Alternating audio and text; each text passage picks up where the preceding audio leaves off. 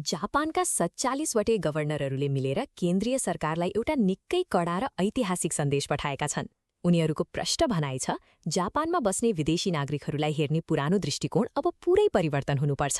पहिलो कुरा, स्थानीय सरकारका अनुसार विदेशीहरू अब सस्तो कामदार मात्र होइनन्, उनीहरू हाम्रा छिमेकी र जापानी समाजका अभिन्न हिस्सा हुन्, जसलाई दिनुहोस् शिक्षा, स्वास्थ्य र पारिवारिक सहयोग चाहिन्छ। दोस्रो, जनसाङ्ख्यिकीय तथ्याङ्कले पनि यही यथार्थ देखाउँछ।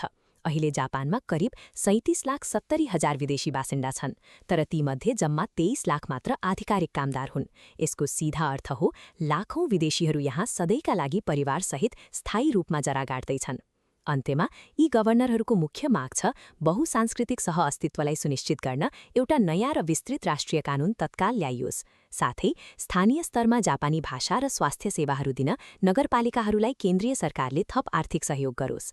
यी सबै कुराको निष्कर्ष के हो भने, जापान अब विदेशीहरूका लागि केही वर्ष काम गर्ने अस्थायी कार्यस्थल मात्र होइन। यो देश अब उनीहरू र उनीहरूका भावी सन्ततिका लागि एउटा स्थायी, सुरक्षित र पूर्ण रूपले अपनाइएको बहुसांस्कृतिक घर बन्दैछ।